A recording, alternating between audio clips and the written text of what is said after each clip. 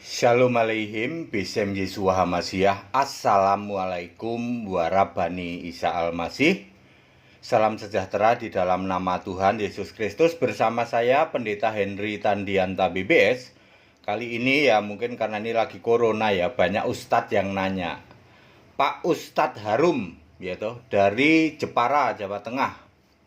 Pak Ustadz Harum itu nanya ya toh. Biasalah kalau ke Pendeta Henritan dia nanya nggak apa-apa. Baik-baik dia nanya, Pak Pendeta, apa pendapat Pak Pendeta tentang doktrin bela agama dan Tuhan? Bela agama, bela Tuhan. Apa pendapat Pak Pendeta Henritan soal doktrin bela agama, bela Tuhan?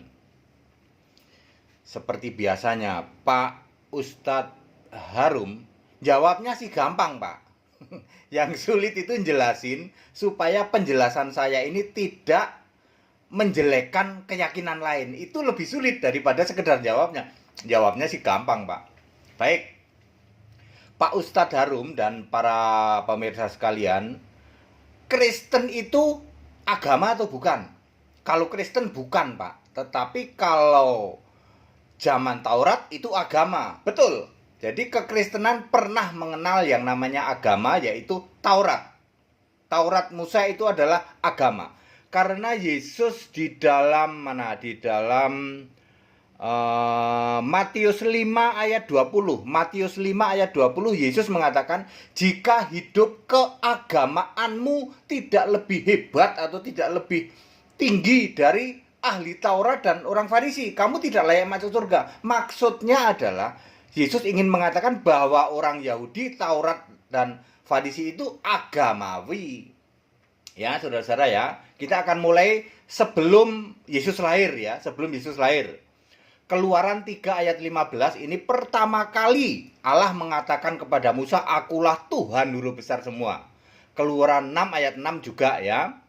Kemudian semua yang menyembah Tuhan itu selamat masuk surga ya. Lukas 13 ayat 28, semua nabi selamat masuk surga ya. Karena menyembah Tuhan huruf besar semua. Tetapi ini banyak ya, banyak agamawi.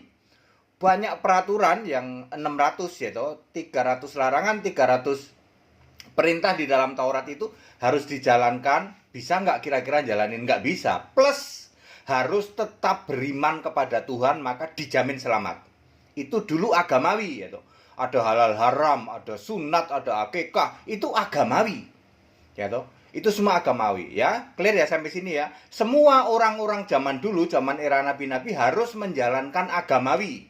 Baru bisa selamat. Tapi syaratnya selain agamawi tidak boleh berzinah.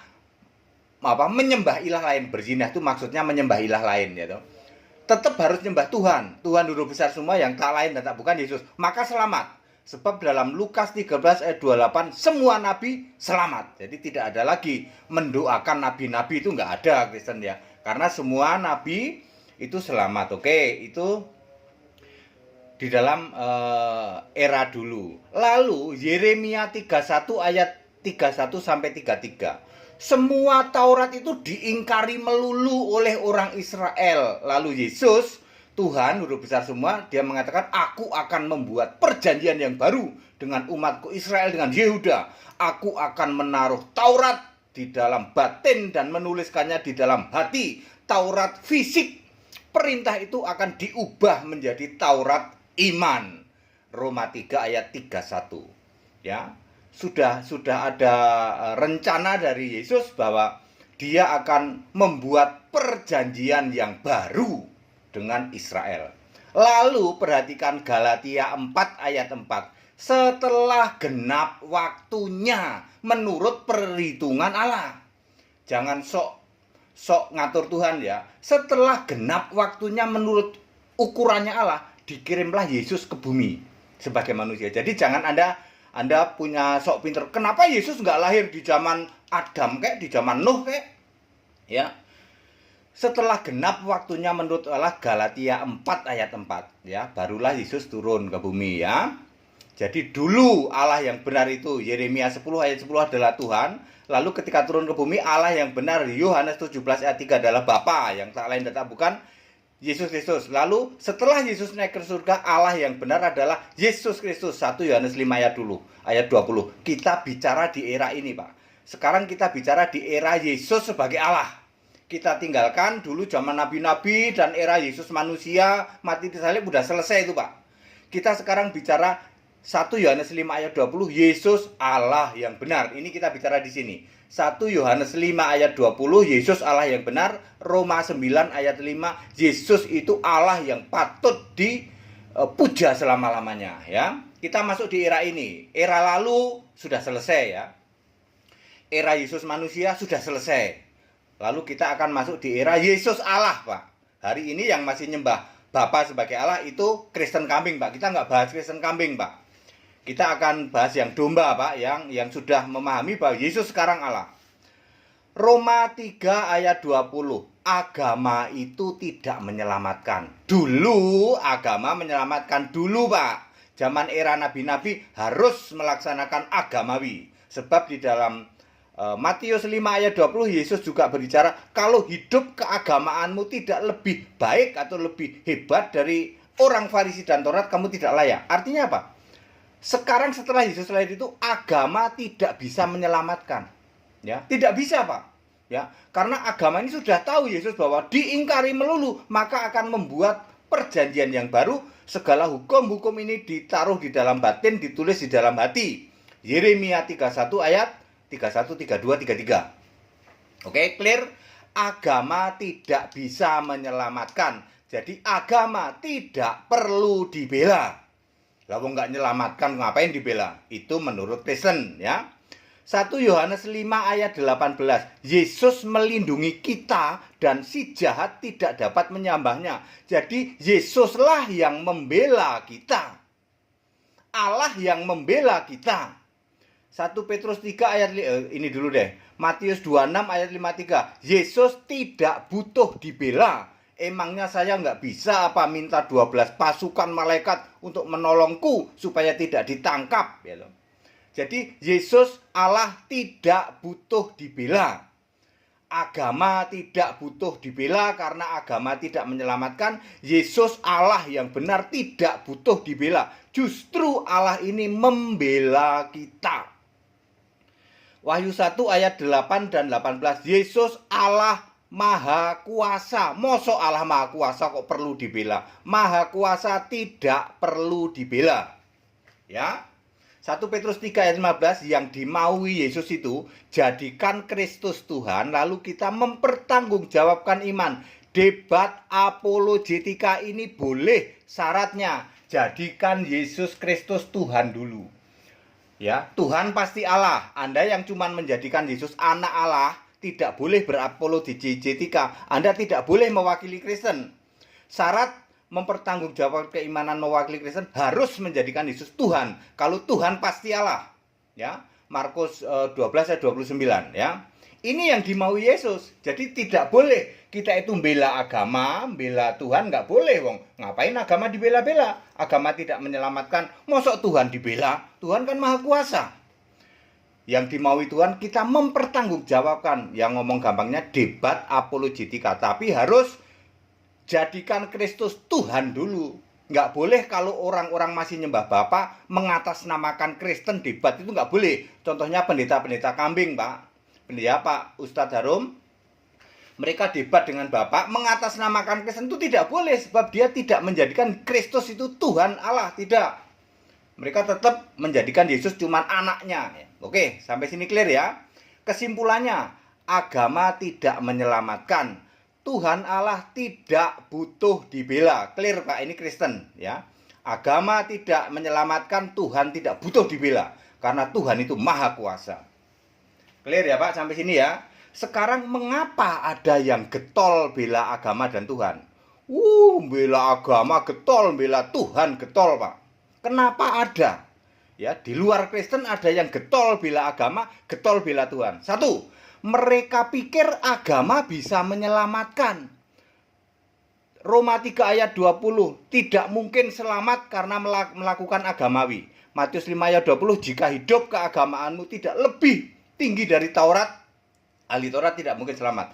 Mustahil orang menjalankan agama bisa selamat. Mustahil. Dua, dipikirnya Tuhan itu tidak maha kuasa sebab T-nya huruf kecil dan Allah-nya huruf kecil. 1 Korintus 8 ayat 5. Ya, ini adalah tiruan, gitu. Kenapa ini perlu dibela? Sebab T-nya huruf kecil, A-nya huruf kecil. Tuhan dan Allah. 1 Korintus 8 ayat 5. Baca Pak ya. Di Alkitab itu mengenal Tuhan huruf kecil, Allah huruf kecil. Ini tidak maha kuasa, makanya perlu dibela. Tuhan huruf kecil, Allah huruf kecil, kata-katanya sama. Tuhan ngucapinnya sih sama, kedengarannya sama-sama Tuhan. Tapi ini Tuhan huruf kecil. Allah huruf kecil, itu yang perlu dibela. Sebab ini bukan Tuhan Maha Kuasa, bukan Allah Maha Kuasa. Ini adalah menurut Yesaya 14 ayat 12-15, peniru. Gitu. Peniru ya, Tuhan itu, Tuhan ciptaan ini peniru ya. Baca Pak, Yesaya 14 ayat 12-15, yaitu tokohnya itu ada yang bikin tiruan gini. Jadi Tuhan yang perlu dibela, Allah yang perlu dibela, pasti T-nya huruf kecil, pasti A-nya huruf kecil. 1 Korintus 8 ayat 5. Itu bukan Allah Maha Kuasa, bukan Tuhan Maha Kuasa, makanya perlu dibela. Nomor 3, mereka tidak paham bahwa agama itu ciptaan manusia, Pak. Agama itu ciptaan manusia. Makanya perlu dibela, beda dengan waktu di sini. Waktu di sini adalah agamawi ini semua dari Yesus. Sehingga di sini pun Tuhan pembelaku tidak perlu dibela. Ini agama yang perlu dibela itu agama ciptaan manusia. Roma 10 ayat 2 dan 3. Giat melakukan ibadah tetapi tanpa pengertian yang benar. Roma 10 ayat 2. Terus mendirikan kebenaran sendiri, tidak mau takluk pada kebenaran Allah. Markus 7 ayat 7 dan 8. Perintahnya, ajarannya perintah manusia, perintah Allah diabaikan demi adat istiadat. Itu agama yang ciptaan manusia. Agama ini perlu dibela. Dulu zaman perjanjian lama, agamawi tidak perlu dibela, sebab ini agamawi dari Yesus. Kalau ini ciptaan manusia. Keempat, itu untuk membedakan Allah asli, Tuhan asli dengan Allah huruf kecil tiruan, Tuhan tiruan. Allah tiruan, Tuhan tiruan, yaitu 1 Korintus 8 ayat 5. Ini perlu dibela, Pak. Kalau 1 Korintus 8 ayat 6, Allah asli, Tuhan asli, ini Yesus Kristus, tidak perlu dibela. Tapi kalau Allah tiruan, Tuhan tiruan, A-nya huruf kecil, T-nya huruf kecil, ini perlu dibela.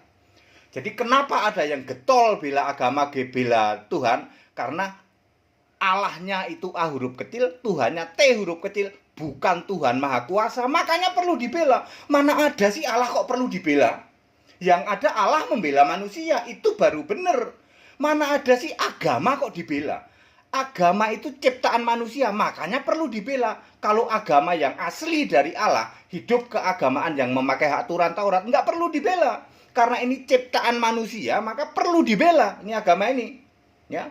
Demikian pula Allah yang asli tidak perlu dibela. 1 Korintus 8 ayat 6, yaitu Yesus Kristus. Beda dengan Allah yang tiruan, A huruf kecil, T, Tuhan tiruan. Ini perlu dibela. Jadi clear ya, Pak Ustadz Harum, saya sudah menjawab dengan menjelaskan kronologi Alkitab sebelumnya. Maka kita bisa menyimpulkan bahwa kenapa ada orang yang getol bela agama, bela Tuhan. Sebab agamanya ciptaan manusia. Tuhan dan Allahnya adalah A huruf kecil, T huruf kecil. Ini semua ayat Alkitabiah, Pak.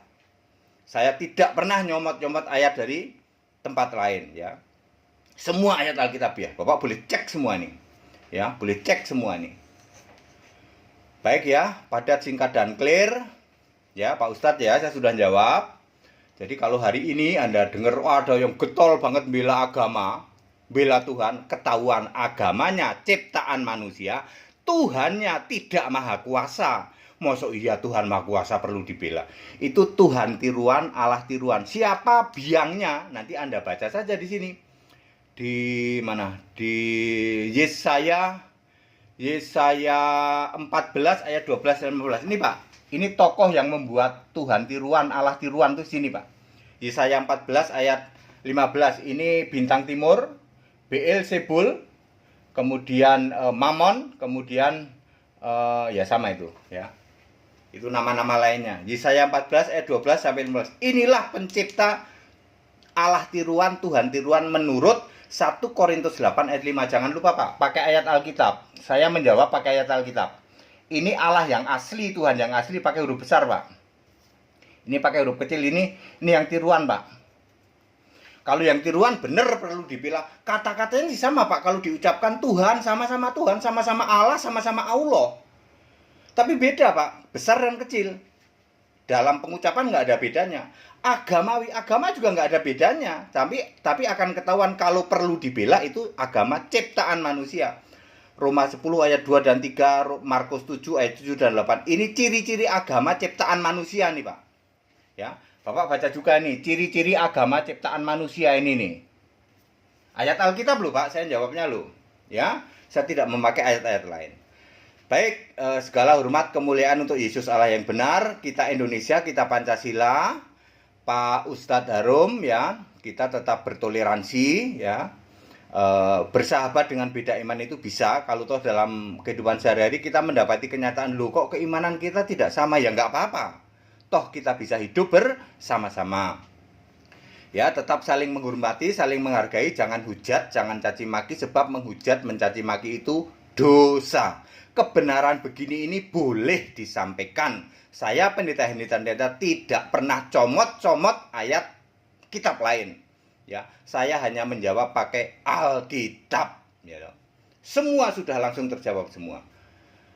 Bapak Ibu Saudara yang ingin sekolah Alkitab, waduh Pak Pendeta Henry Tandeta jawab apa saja kok bisa, karena paham Alkitab. Bapak Ibu Saudara yang ingin sekolah Alkitab, ayo supaya Anda paham. Ya, paham Alkitab, ngerti Alkitab ya. Ya, demi nanti untuk menyongsong penuaian besar-besaran. Ya, pertobatan Indonesia akan menuai pertobatan luar biasa ketika seperti ini dibuka. Orang akan tobat, Saudara.